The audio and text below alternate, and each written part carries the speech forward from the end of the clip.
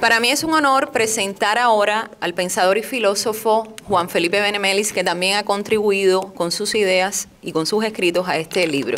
Muchas gracias.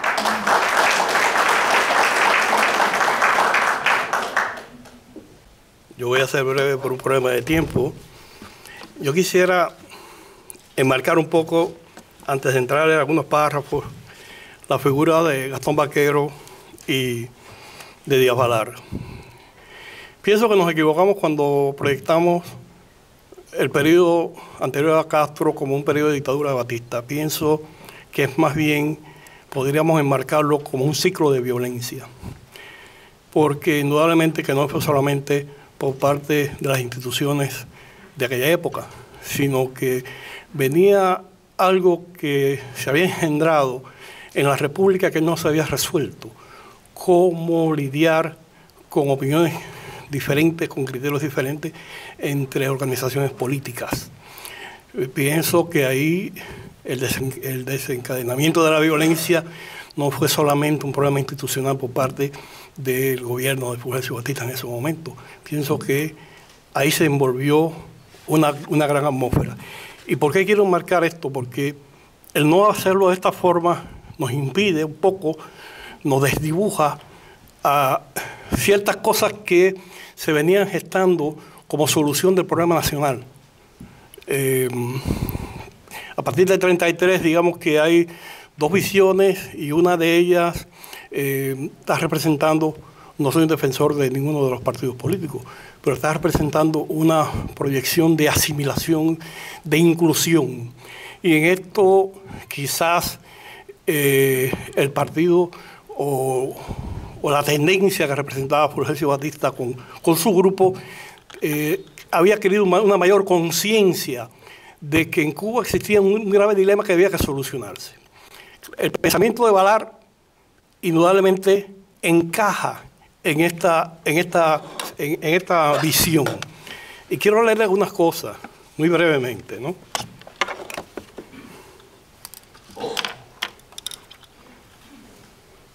Ya, problema de edad, tengo problema en la vista.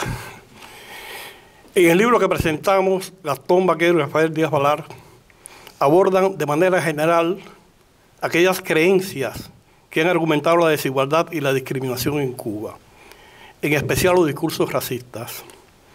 Como se desprende del ensayo de Baquero, que es medular, indudablemente, en los inicios de la colonia se estableció el racismo, pero un racismo que provenía de la esclavitud. O sea, los símbolos de la esclavitud nunca se erradicaron dentro de la República Cubana, jamás. O sea, las clasificaciones de blanco, mulato, negro y demás, que provenían del régimen esclavista, no se solucionaron. Sencillamente se asimilaron. Una élite que criolla que asimiló sin digerir el problema colonial. No hubo un proceso en realidad culturalmente de descolonización en ese punto. Por eso Baquero ahonda en el problema colonial con mucha certeza. Y tenemos una definición del racismo en parte de Baquero, que es un conjunto de actitudes y prácticas individuales, además de institucionales. En Díaz Balart sí se construye una definición del racismo más aguda, y eso se ve en sus memorias. Si el concepto de raza negra es de índole social y no biológica, como él dice, el racismo solo tiene como base a la ignorancia, palabra lapidaria, y se manifiesta en estereotipos distorsionados. Lo grave de esto es cuando se hace institucional. La racialización resultará ser una manipulación de la ideología que establece la diversidad humana. Tanto Baquero como Balart, los dos, se opusieron a la concepción delirante de la pureza de la raza y a la trivialización de los delitos de odio al diferente en un Estado democrático siempre luchando por el deber de actuar ante este problema, atacando a fondo sus raíces. Y es ahí donde yo veo ese periodo post-guerra, Segunda Guerra Mundial, en muchos de los políticos cubanos de aquella época, una formulación en busca de una realidad nacional más, más integracionista. Yo creo que a partir del 12, o sea, del dilema de la guerra del 12, o como se pueda llamar, como lo han llamado algunos, se estableció una diferenciación muy distorsionada entre una gran inmigración que venía de ibérica y el criollo y el negro cubano. Y yo creo que ya esto se venía manejando porque en ese periodo también crece una clase media negra, una clase media mulata, en fin, hay una integración. Y no es raro que hubiera una mayor aceptación por parte del partido que en ese momento asume el poder con Fulgencio Batista en una mayor asimilación tanto en el ejército como en las filas del partido.